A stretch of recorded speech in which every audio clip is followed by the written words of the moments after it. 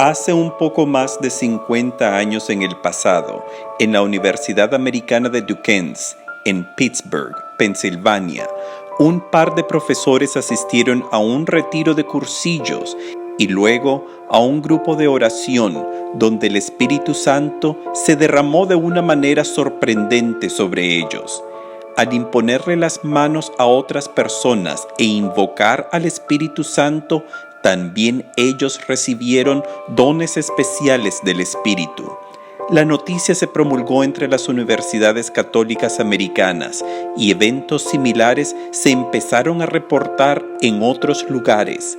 En poco tiempo, otras comunidades y parroquias empezaron a desplegar manifestaciones del Espíritu como el don de lenguas, profecías y sanaciones, entre otras.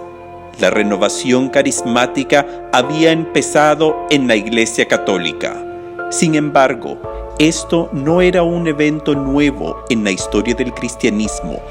Desde los principios de la fe, la expresión sobrenatural de los dones del Espíritu Santo están ampliamente preservada en los libros sagrados del Nuevo Testamento, incluyendo la primera carta a los Corintios. Estos son los dones prometidos desde la antigüedad, cuando el profeta Joel anunció: Yo derramaré mi espíritu sobre todos los seres humanos. Sus hijos y sus hijas profetizarán, sus ancianos tendrán sueños proféticos y sus jóvenes verán visiones. Haré prodigios en el cielo y en la tierra. Aún más específico, el profeta Isaías había declarado: Sobre él reposará el Espíritu del Señor, el Espíritu de sabiduría y de inteligencia, Espíritu de consejo y de fortaleza, Espíritu de ciencia y de temor del Señor. Estos son los dones que despliega Cristo, pero que por virtud de voluntad del Espíritu Santo se extienden al resto de su iglesia según los diseños del Padre. Colectivamente, los dones son catalogados de esta manera, como los presenta el Catecismo de la Iglesia Católica. Los dones del Espíritu Santo son sabiduría, inteligencia, consejo, fortaleza, ciencia, piedad y temor de Dios.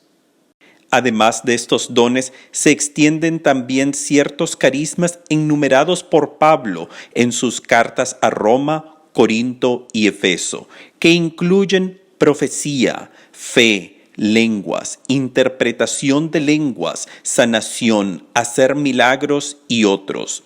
Los carismas mencionados por Pablo varían un poco en sus 3 epístolas que los mencionan, y así podemos deducir que su versión de los carismas no son una lista completa, sino una lista de ejemplos. Por lo tal, vemos cómo los carismas del Espíritu continúan a través de cada generación y nuevos carismas se manifiestan según las condiciones temporales. Por ejemplo, hoy podríamos decir que los evangelizadores cibernéticos que utilizan las redes sociales y la tecnología moderna para promulgar el mensaje de Cristo son dotados con un carisma especial que es para nuestra nueva época.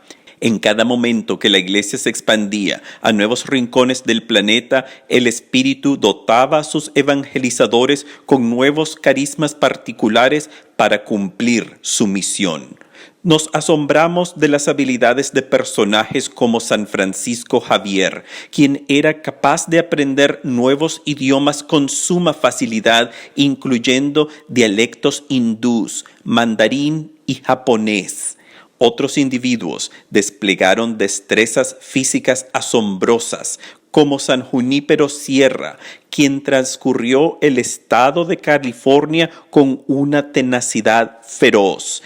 Y todos recordamos el poder del Espíritu que desplegaba nuestro amado San Juan Pablo II el Grande, que era notable en sus asambleas que atraían millares. Algunas ramas protestantes, como los presbiterianos, afirman que al finalizar la era apostólica, los carismas del Espíritu cesaron y por lo tal rechazan también la existencia de milagros en la era moderna. Las intervenciones inexplicables de la mano de Dios son excusadas como parte de la providencia divina y no como verdaderos milagros. Por otro lado, la tradición carismática se ha mantenido ampliamente viva entre otras ramas separadas, incluyendo algunos evangélicos y sobre todo pentecostales. Entre estos dos polos de rechazo y aceptación total de las manifestaciones del Espíritu reposa la Iglesia Católica y en específico el movimiento carismático. Sin embargo, Pablo aclara el uso adecuado de los dones del Espíritu, pues la comunidad de Corinto había caído en un desorden abismal durante la celebración eucarística, que incluía el uso inapropiado de los carismas otorgados. Son estos dones a los que Pablo se refiere al inicio de la carta cuando dice: no les falta ningún don de gracia. La única evidencia de la presencia de Dios eran los dones espirituales que habían sido ampliamente derramados sobre ellos. Es un misterio de Dios. Personas indignas aún reciben los dones del Espíritu, como ocurrió en Corinto y continúa hasta el día de hoy. Es debido a que estos dones son para el bien de la comunidad y sus frutos no dependen de la santidad del individuo. Pablo abre esta sección de la epístola refiriéndose a otra pregunta que le han traído los mensajeros de Cloé. Con relación a los dones espirituales. Para tocar este tema, Pablo presenta vívidamente el misterio de la Santísima Trinidad. Hay diversidad de dones, pero todos proceden del mismo Espíritu. Hay diversidad de ministerios, pero un solo Señor. Hay diversidad de actividades, pero es el mismo Dios el que realiza todo en todos. Las personas divinas del Espíritu, el Señor, que era el título para Jesús, y la referencia a Dios Padre son expuestas para demostrar de que la comunidad de cristianos está llamada a ser un solo cuerpo a pesar de sus diferencias, como el Dios Trinitario es una sola divinidad a pesar de ser tres personas distintas. Para completar la doctrina trinitaria, Pablo emplea la advertencia: les aseguro que nadie, movido por el Espíritu de Dios, puede decir: maldito sea Jesús. Pablo se está refiriendo a las fórmulas de maldición de la antigüedad, donde los sacerdotes de los templos paganos pronunciaban sus oráculos que podían incluir maldiciones contra otros. Sin duda los cultos paganos resentían la familia cristiana que se oponía directamente a sus prácticas y les robaban de los feligreses que ahora no visitaban más los templos de Corinto. Pablo estratégicamente une esta escandalosa declaración contra Jesús acerca de su divinidad dentro del marco trinitario. Nadie puede decir: Jesús es el Señor, si no está impulsado por el Espíritu Santo. Y de inmediato presenta los dones espirituales estipulando que son obra del Dios Trinitario.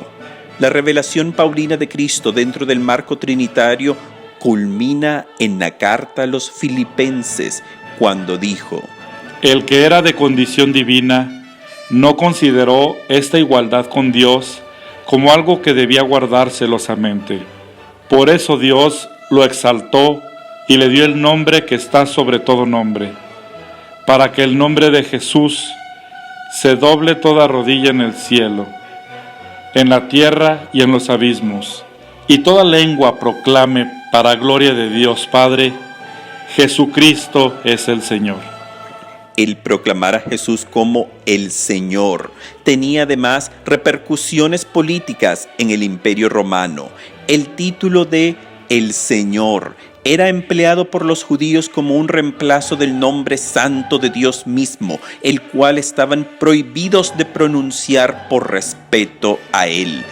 Pero también el otro único personaje de la antigüedad que podía emplear el título de el Señor era el emperador romano. Por lo tal, al declarar a Jesús como el Señor, los cristianos estaban azotando las creencias judías y retando a aceptar a Jesús como el Hijo de Dios, mientras que a la vez era una declaración pública de que el César no es el verdadero gobernante, sino el Rey del universo, quien es el que ordena el mundo, y Él es Jesús, el único y verdadero Hijo de Dios. Por lo tal, la maldición contra el nombre de Jesús resulta ser una negación de su divinidad. Y esta advertencia se extiende a todos los siglos contra toda persona que rechaza el estado divino de Cristo y por lo tal rechaza también la propia Trinidad. El término cristiano se aplica a aquellos que aceptan a Jesús como el Señor, es decir, como Dios, y aquellos que rechazan su divinidad, como los testigos de Jehová o los mormones, no pueden ser considerados cristianos al no creer en el misterio trinitario y la divinidad de Cristo. Estas son creencias no inspiradas por el Espíritu Santo, pues explícitamente Pablo ha ligado el aceptar a Jesús como el Señor en relación a su divinidad. Y más aún, Pablo ha ligado la aceptación de la creencia en Cristo dentro de la fórmula trinitaria como un requisito de salvación. Porque si confiesas con tu boca que Jesús es el Señor, y crees en tu corazón que Dios lo resucitó de entre los muertos, serás salvado. El confesar con la boca es parte del rito bautismal que se despliega bajo la sombra trinitaria de la cruz, pues el neófito declara su alianza al Dios trinitario durante su bautismo y acepta que Jesús es el Señor, o sea, Dios. Pablo emplea el contexto trinitario para presentar los dones del Espíritu, pues así como Dios es tres personas y un solo Dios, los cristianos son diversos miembros de un solo cuerpo. Empleando la metáfora de la iglesia como el cuerpo de Cristo, Pablo establece que todos tienen un papel crucial en el plan salvífico. Además, el uso de imágenes corporales separadas del cuerpo es un eco de la cultura de Corinto, donde residía el templo principal del dios Asclepios, el dios de la medicina. Los peregrinos a su templo llevaban efigies de las diferentes partes corporales para dejarlos como ofrenda ante el ídolo y así pedir por su sanación por la parte del cuerpo que estaba enferma. El mercado de Corinto ofrecía estas partes del cuerpo fabricadas de barro y la imagen de un cuerpo desmembrado era común en esta ciudad. Pablo presenta la solidaridad del cuerpo físico como en reflejo de la unión cristiana. Dios dispuso el cuerpo dando mayor honor a los miembros que más lo necesitan, a fin de que no haya divisiones en el cuerpo, sino que todos los miembros sean mutuamente solidarios. Un miembro sufre, todos los demás sufren con él. Así que aunque existen diversos dones y carismas, todos son empleados para el beneficio común de la Iglesia. Sin embargo, aunque los cristianos colectivamente forman el cuerpo de Cristo y cada uno es indispensable según su vocación, el cuerpo mantiene una jerarquía natural, donde la cabeza constituye un puesto de primacia. Así el cuerpo místico de Cristo, la Iglesia, guarda también una jerarquía estableciendo a Cristo mismo como la cabeza. Es una enseñanza que lo presenta Pablo en la carta a los Efesios al decir: Cristo es la cabeza y el Salvador de la Iglesia, que es su cuerpo. Igual a la carta a los Colosenses dice: Él es también la cabeza del cuerpo, es decir, de la Iglesia. Por lo tal, la Iglesia establecida por Cristo es como el cuerpo humano naturalmente jerárquica. Pablo coloca a Cristo como el jefe de la Iglesia, la cabeza, y en segundo puesto, los apóstoles. Aunque el puesto original de los apóstoles es único en la historia de la humanidad, sus sucesores han heredado su rango de jefes de la Iglesia, el cuerpo de Cristo. La misión evangelizadora de Jesús continúa hoy bajo la autoridad de nuestros obispos. El Catecismo de la Iglesia Católica nota: En el encargo dado a los apóstoles hay un aspecto intransmisible: ser testigos elegidos de la resurrección del Señor y los fundamentos de la Iglesia. Pero hay también un aspecto permanente de su misión. Cristo les ha prometido permanecer con ellos hasta el fin de los tiempos.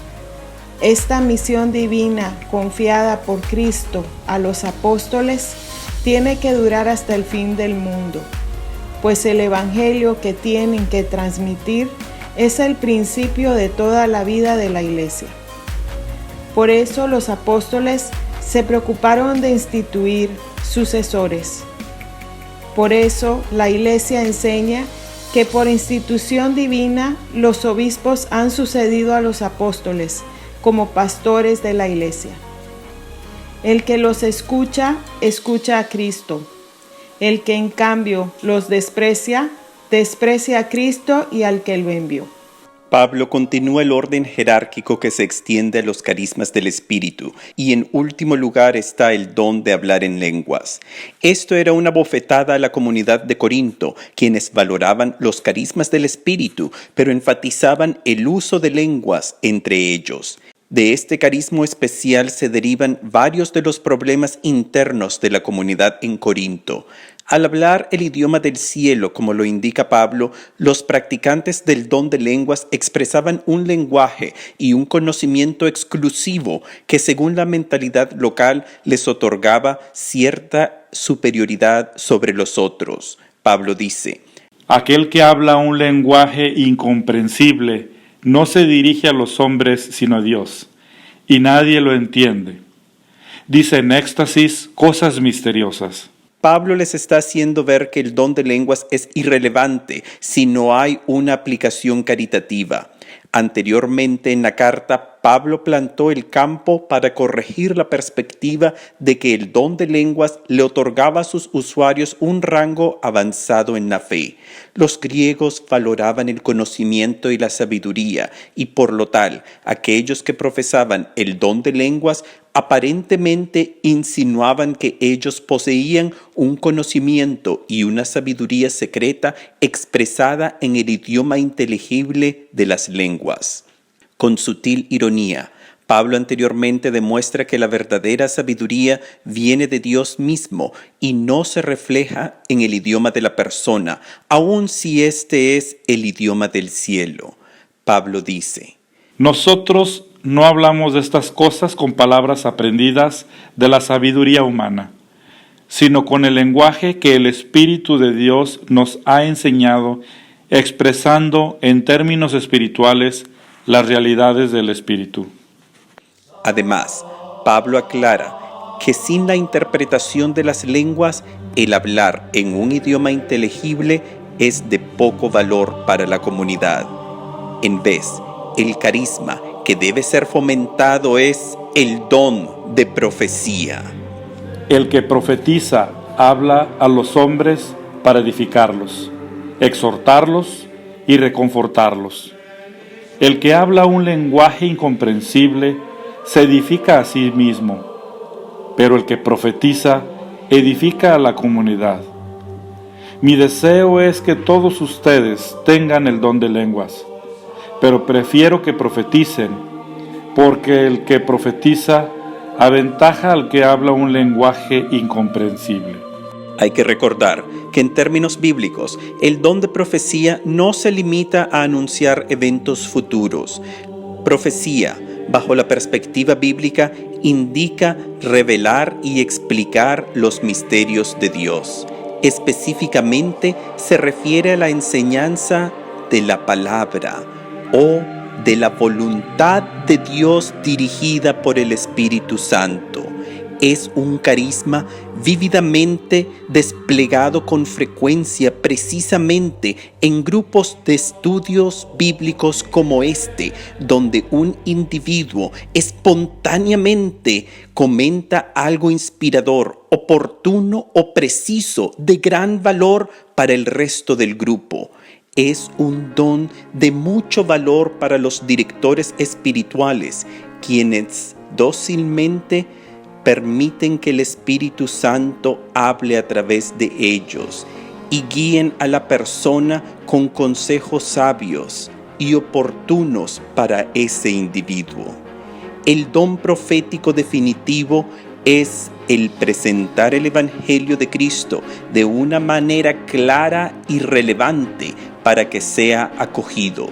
Es el don necesario de los misioneros, quienes revelan las cosas de Dios a culturas y lugares que aún no conocen la luz de Cristo, y es el don que debería pedir cada miembro de la Iglesia que ha sido confirmado, pues en la confirmación ratificamos nuestra alianza con el Dios Trinitario y recibimos nuestra comisión como evangelizadores. Por lo tal, el don de profecía, o sea, de enseñanza e instrucción, es una facultad íntimamente ligada también al don de la fe. No se puede evangelizar y revelar a Cristo adecuadamente si no existe la fe. Mientras el hablar en lenguas y por extensión los otros dones espirituales sirven como señales del poder de Dios, el don de profecía requiere de convencimiento de la persona que Cristo es el Señor. Pablo dice: El don de lenguas es un signo, no para los que creen, sino para los que se niegan a creer. La profecía, en cambio, es para los que tienen fe. Aunque el exponer el significado de las Escrituras es una habilidad que puede beneficiar al pagano ajeno a la fe, es la comunidad de creyentes los que principalmente se benefician de la prédica sabia. Pablo recalca que las lenguas sin interpretación son como instrumentos disonantes que perturban la melodía y confunden en la batalla. Si la trompeta emite un sonido confuso, ¿quién se lanzará al combate? Empleando la cultura de Corinto, que era un puente de tránsito entre los muchos pueblos con sus respectivos dialectos, Pablo advierte que el que habla en lenguas sin descifrarlas es como un forastero a quien nadie puede entender. Así Pablo pone límites a las manifestaciones espirituales con fin de que no afecten a la asamblea, es decir, a la liturgia cristiana, la Eucaristía. Pablo dice: Yo doy gracias a Dios porque tengo el don de lenguas más que todos ustedes. Sin embargo, cuando estoy en la asamblea, prefiero decir 5 palabras inteligibles para instruir a los demás que 10,000 en un lenguaje incomprensible.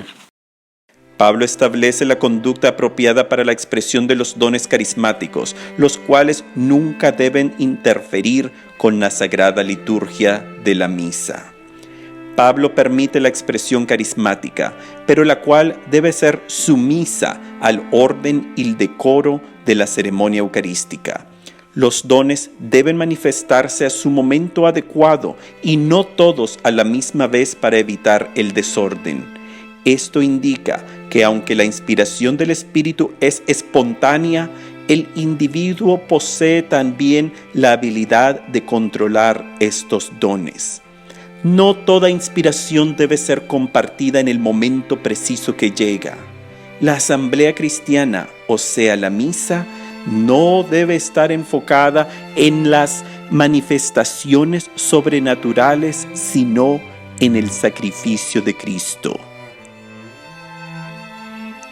El afán de buscar y presenciar Las revelaciones carismáticas es evidencia del estado infantil del alma, pues en la primera etapa de la vida espiritual, la vía purgativa, la persona busca los aspectos sensibles de la fe y es atraído por la emoción y también por las expresiones sobrenaturales que pueden manifestarse. Los dones son para el servicio de los demás y precisamente como lo señala Pablo y como lo demuestra la historia de la Iglesia, las manifestaciones sobrenaturales son para atraer a los no creyentes. Como parte de las instrucciones paulinas en referente al comportamiento durante la liturgia, encontramos las instrucciones: que las mujeres permanezcan calladas durante las asambleas. A ellas no les está permitido hablar.